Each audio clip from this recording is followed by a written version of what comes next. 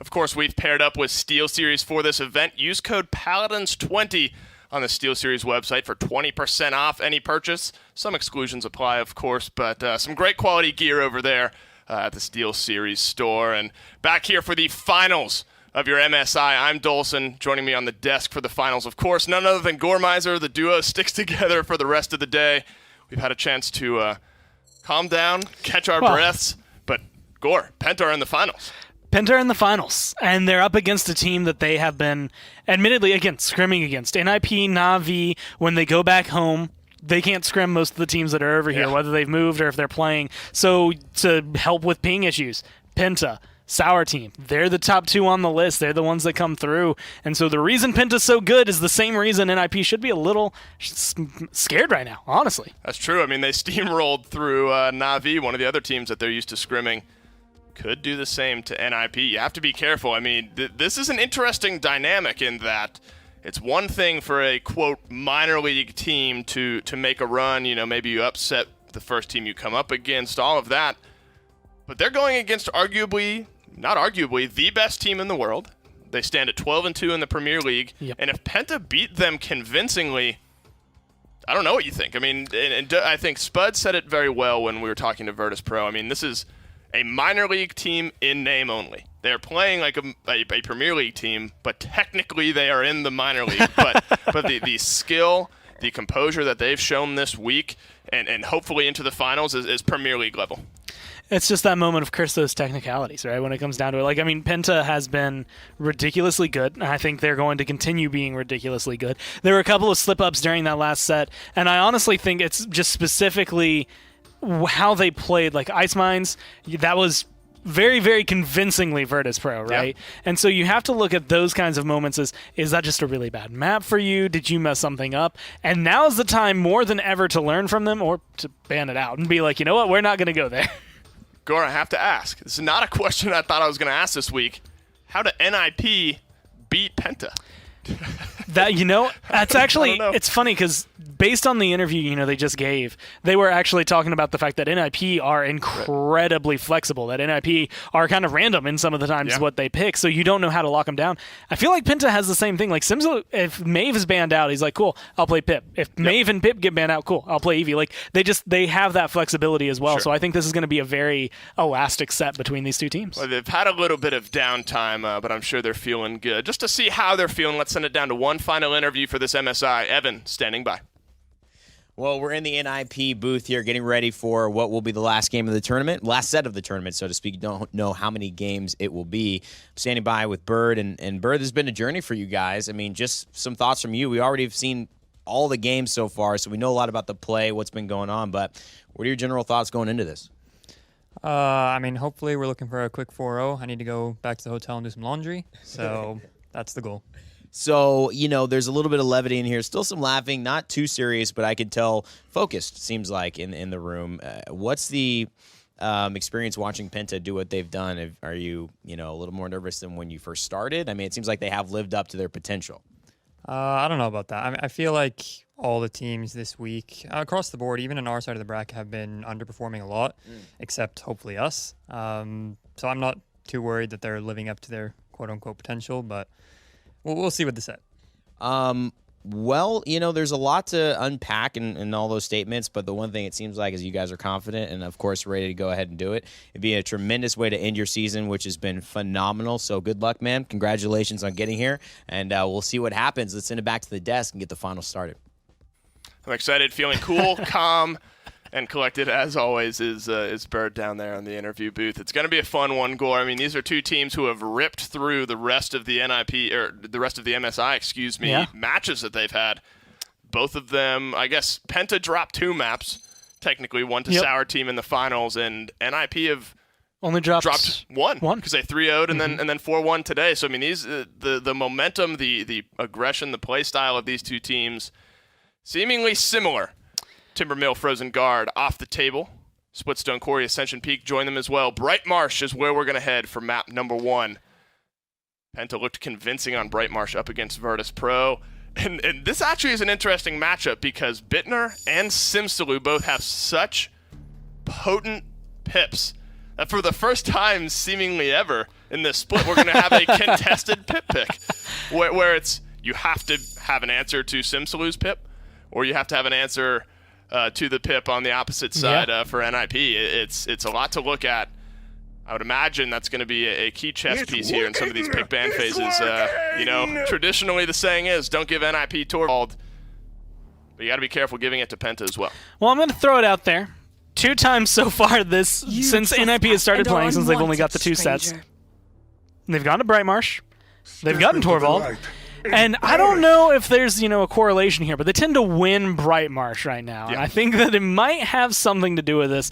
I feel like, though, Penta, especially last set, they actually kind of showed us they are okay dealing with Torvald. It was that last game. It was a 4-3, and then there was a 4-1 earlier. Both times when Torvald was through. One time they showed you can stomp with it. One time they showed they can toe-to-toe with it. Let's fight! But Torvald, Pip, Ash. This is what NIP won. But I don't know. It's hard in that this is the most uncertain I think I've been on paper. I think we still have to give all of the advantage to NIP. It's honestly disrespectful in my eyes if you don't still have NIP as the favorite, because they've only been tested. There's sort of an asterisk on their second loss. Envy just played out of their minds in the one game that they beat NIP. But this has been the best team in the world in the PPL for so long. So yes, I agree. Torvald, Pip, Ash on the side of NIP, regardless of how well Penta have been playing, I still think is scary to go up against. But the answer with Genos, Cassie, Maeve. Maeve has kind of been that Pip counter from time and time again. Last time, though, was Fasheko, right, on Brightmarsh. Some of those evil mojos went a little wide. And this is the biggest thing. When it comes down to it, first off, this Maeve has been insane. When you go back to Brightmarsh of last set, I think Penta have literally only done one step further forward, and that is Cassie coming in here. I think Arrays, last time on the Vivian, it was very much in that position. Occasionally you can get triple kills. With credit to Alex as the only person who's done this, normally you cannot carry as Vivian. He has done it in the past with that Annihilation. That's but true. Going on to the Cassie, I think, is going to be a lot more comfortable for them. Well, Penta's feeling good. NIP, they'll be feeling good as well. There's so much to unpack here, Gore, I think. NIP have a draft that they'll be happy with. Torvald Bubbles mixed with Pip, Leon, Furia, the Inflame. That's a very aggressive, sudden go lineup that NIP love to play. Penta have a good draft on the opposite side. Put Erase on something he's comfortable with. Put Simsalu on the Maeve. He double kills every single fight. The Genos marks. There's so much to unpack. Do you think that it's an even draft here on the screen, or is one better than the other? Honestly, it feels even. It feels like it's going to come down to mechanics, which is exactly the same thing it felt like in a lot of those Virtus Pro games. And Penta, right now they're on the hot streak. Well, 3 days of competition. 4, technically, all come down to this one final matchup. You've got NIP, you've got Penta, and we've got our casters. Thank you so much, Dave and Gore. It's here. One last round for the finals of this beautiful MSI, which has given us a treat in both underdog stories aplenty and the top team, NIP, doing what everyone expected them to do. We'll see who comes out on top, Nick, as it's game 1 on Brightmarsh to decide who gets the starting edge. Oh, yeah.